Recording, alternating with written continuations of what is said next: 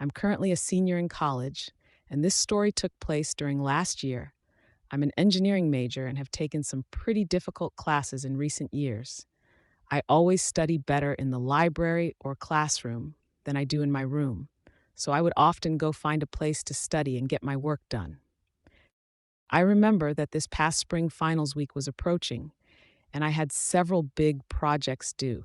So one Friday night, I decided to go study in a classroom. I know it's not something most people like to do on a Friday night, but I had some plans for the weekend and wanted to get it done beforehand. I went to the engineering hall at about 9 p.m., and when I arrived, it was locked when this happened. A senior in college, and this story took place during last year. I'm an engineering major and have taken some pretty difficult classes in recent years. I always study better in the library or classroom than I do in my room, so I would often go find a place to study and get my work done.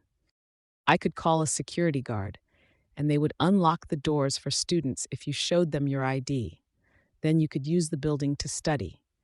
I did this, and when the door was unlocked for me, I entered and saw that nobody else was in there. It was strange being in there with all the lights out at night. I went down one of the first hallways where there were some classrooms, and I entered the first one, which I happened to have a class in.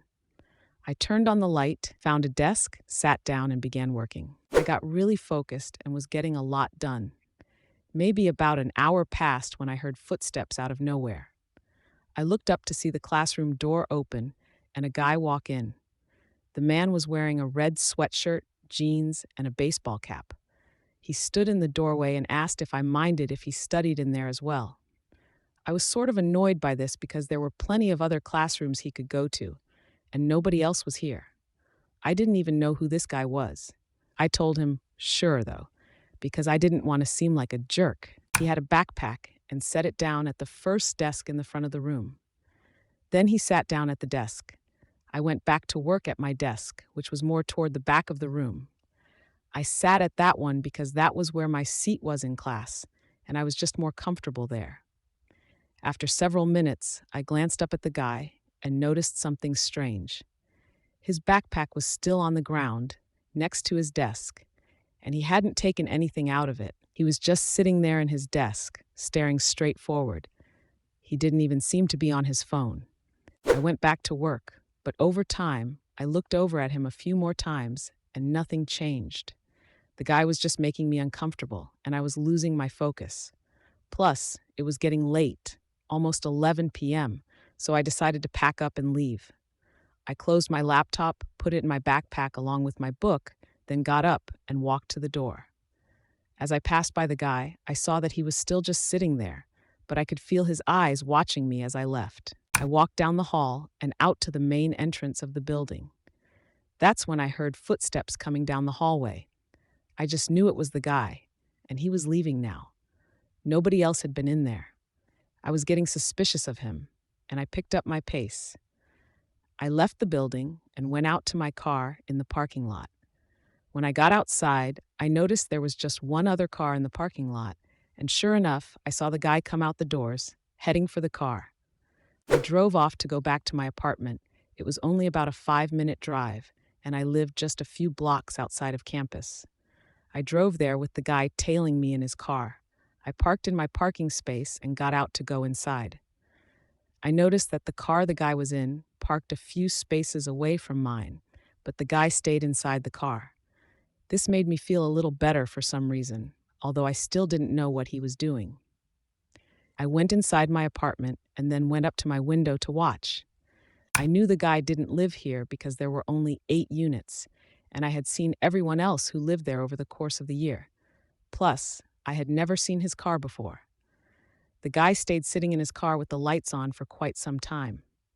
So long, in fact, that even when I was in bed about to fall asleep, I looked out and saw that he was still there. By then, it had to be about 2 a.m. Eventually, I fell asleep. The next morning, I woke up, and when I looked out the window, the guy was not there anymore, thankfully. I went outside, and when I did, I noticed on the outside of my front door, near where the lock was, as well as on the side of the door where it opened, There were noticeable scratches and small dents that hadn't been there before. I think that guy tried to break into my apartment during the night while I was asleep. I always wonder who he was and why he did this. One day after school, I stopped at the basketball courts with my basketball and started shooting around. I was there for about 20 minutes by myself when I saw a car pull up.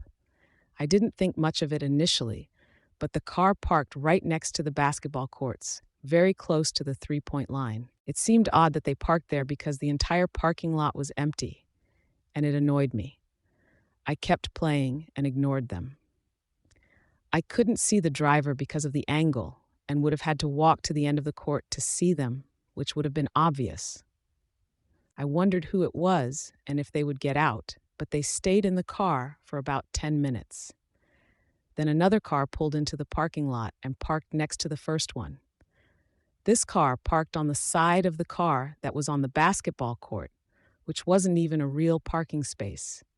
Annoyed, I moved to the other end of the basketball court to shoot at the other hoop. I was there for a minute or two when I heard car doors open and shut. I didn't look up until I heard footsteps getting closer to me. When I turned around, I saw two guys standing about 10 feet away from me. Both men had longer hair and sunglasses on. As soon as I faced them, they said I needed to come with them. I asked why and who they were. One of the men replied that they didn't want to have to hurt me. Realizing I was in trouble, I knew they weren't police or anything like that. I threw my basketball as hard as I could between the two guys and immediately began sprinting away from them. The basketball missed them and barely grazed one of the guy's arms, but it gave me a moment to get a head start. They started running after me, and they seemed pretty fast. Being an athlete, I managed to outrun them and quickly pulled ahead. I reached the end of the park and then a residential street. From there, I turned to another block and kept running until I had completely lost them. I continued running a little longer before stopping to walk home, carefully checking my surroundings. I never went back to that park again and never saw those men again.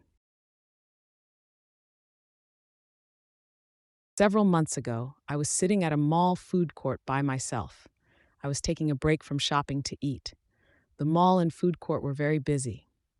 As I was eating and looking at my phone, I received a text message from an unknown number saying, "Hey." I figured it was a wrong number and ignored it.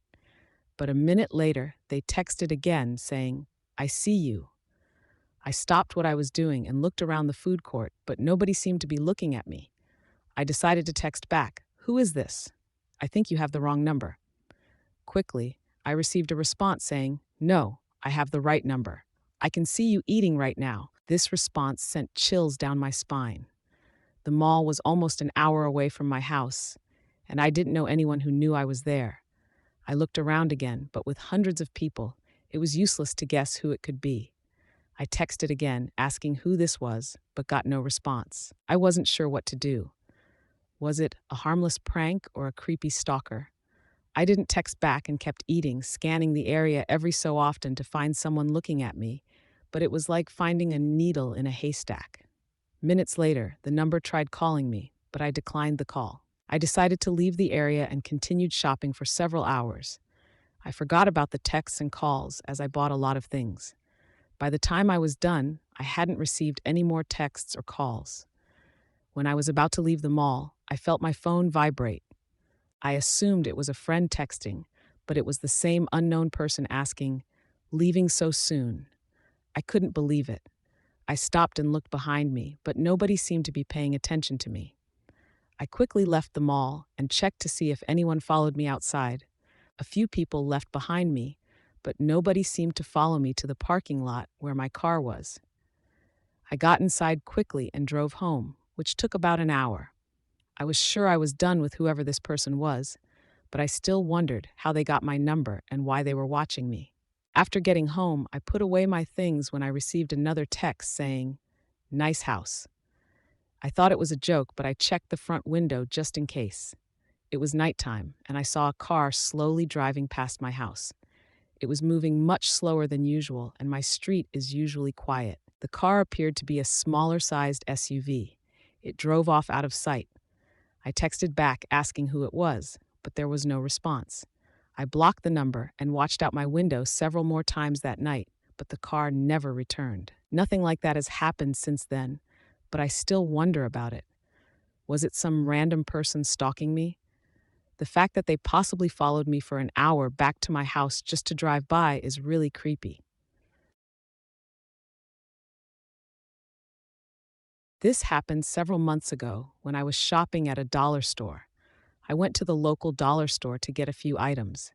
It's usually not very busy, but this night there were more people than usual, though still far fewer than the nearest grocery store. I grabbed a basket and started going down the aisles. In the second aisle, I noticed a man walking very fast. He had a basket with several items and looked dirty, with a very short haircut, old jeans, a ripped t-shirt, and socks with flip-flops. He quickly passed me and went into the next aisle.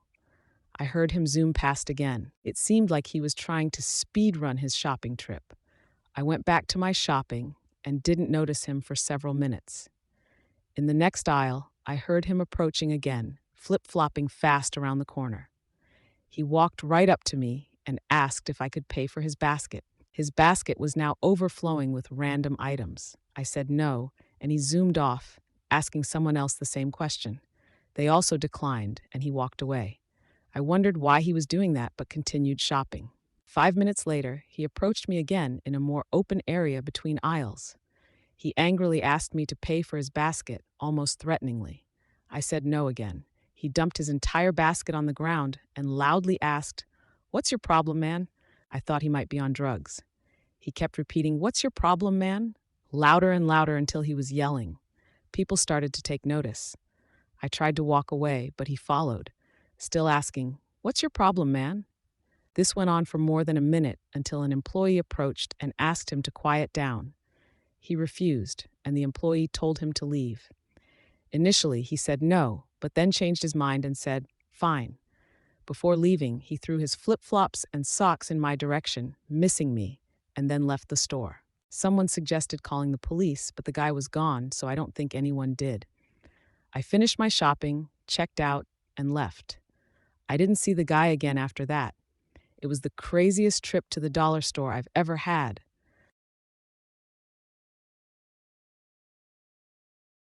During my junior year of high school, a new student named Brad arrived, and from the start, I didn't like him. He came across as arrogant and seemed to have no interest in school. I had 2 classes with him and noticed he was constantly on his phone, which frustrated the teachers. He skipped a lot of classes and never took any assignments seriously. During a group project, he barely contributed, and once even claimed he couldn't work because his vape had broken. I thought he was joking, but he did absolutely nothing. Though I tried to avoid him, Brad somehow became friends with a few guys in my friend group, which meant I had to be around him occasionally. Once, while hanging out in the lunchroom, he made fun of my shoes, probably to impress others. It was obvious we didn't get along. Then, in gym class, things escalated. We were playing floor hockey, and I was the goalie. Brad, on the opposing team, picked up the goal and moved it to score. I was furious and threw the goal in frustration. Brad got in my face, and the situation almost turned physical, but other kids held him back. It was more about us not liking each other than the actual game.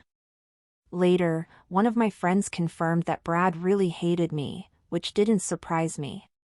I wasn't fond of him either and tried to avoid him, but it wasn't always possible because of our mutual friends and shared classes. One night, my friend Jamie texted me, saying he needed a ride from the high school. He told me to meet him in the lower lot, offering to buy me Taco Bell in return. Though I didn't really want to, I agreed. After telling my parents, I drove to the lower lot, but when I arrived, I couldn't see Jamie anywhere. Instead, Brad was there, and he started yelling at me to get out of my car. I was so annoyed but curious about what he wanted. After I got out, he immediately got in my face, clearly looking for a fight. He shoved me, and I pushed him back. That's when someone else appeared from behind Brad's car. It was a friend of Brad's, but I had never seen this guy before. Brad's friend also got involved, and they both came at me. I took a swing at Brad, but his friend hit me from behind, and I fell to the ground. Brad kicked me in the leg while I was down. I got up as fast as I could and ran. They chased me, but I was faster. I ran through a grassy area and into some nearby woods. They called for me to come out, but I hid behind a tree until they gave up. When I finally emerged, both their cars were still there, but they had left. I drove home, furious, and later texted Jamie, cursing him out. He claimed he had no idea Brad wanted to fight me and that Brad told him to lie about needing a ride. I didn't believe Jamie fully, but I was glad to be done with Brad. Over the next few days, Brad didn't show up at school anymore. In fact, I never saw him again. I have no idea if he was expelled or transferred, but I was relieved he was gone. Just last week, I had tried calling my friend Alex, but I accidentally dialed the wrong number. A man picked up the phone, and when I asked who it was, he told me I had the wrong number and hung up. I double-checked the number and dialed again, leaving a voicemail for Alex. An hour later, she texted me back, and we arranged for her to come over the next night. When the time came, Alex texted me, saying she was at my front door. I responded, telling her the door was unlocked, but when it opened, a tall man walked in instead. He was wearing a baseball cap and glasses, and I had no idea who he was. The man closed the door behind him and started walking toward me. My immediate instinct was to run. I darted into my bedroom and locked the door behind me. He was at my door within seconds, trying to open it. He called out my name, saying, "Maya, open the door." I shouted that I was calling the police. He walked away from the door briefly, but then I heard him come back, banging on it hard. I was terrified, talking to the 911 operator as the man continued to try breaking in. I backed into my closet, hiding there as the banging grew louder.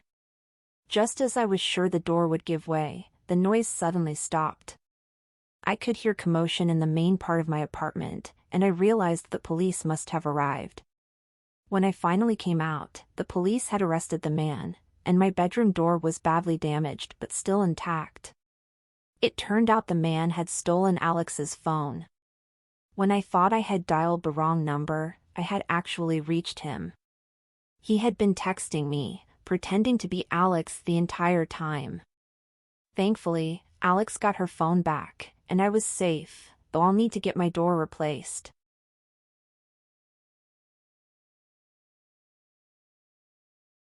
A few years ago, I worked at Home Depot as a cashier.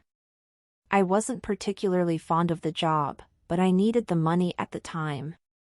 My coworkers were nice, but the job itself didn't interest me much, and I only worked there for about 2 months. One evening, I was home when there was a knock on the door. It was around 8 p.m., not very late, but still an odd time for someone to come by unannounced. I looked outside and saw a man standing at the door, but I didn't know who he was, so I didn't answer. He stayed at my door for a couple of minutes before leaving. It was dark, and I didn't get a good look at him. A few days later, while working at Home Depot, a man came to my register to check out. I didn't think much of it at first and started the usual interaction, asking if he found everything okay. But then, out of nowhere, he asked why I hadn't answered my door for him. I was taken aback, realizing this was the same man who had knocked on my door. I asked him why he had been at my house, and he replied that he wanted to hang out with me. He then admitted to following me home after work. I was freaked out and told him not to do that again. He asked if I wanted to hang out after my shift, but I told him no, and he left the store. Feeling uncomfortable, I immediately told my manager about the encounter. He assured me that if the man came back, we would take care of it. An hour later, the same man walked back into the store, heading straight for my register. I called my manager, and he quickly confronted the man, threatening to call the police if he didn't leave. The man apologized and walked out. Thankfully, I never saw him again. I quit the job a few weeks later, and I'm glad my manager stepped in when he did.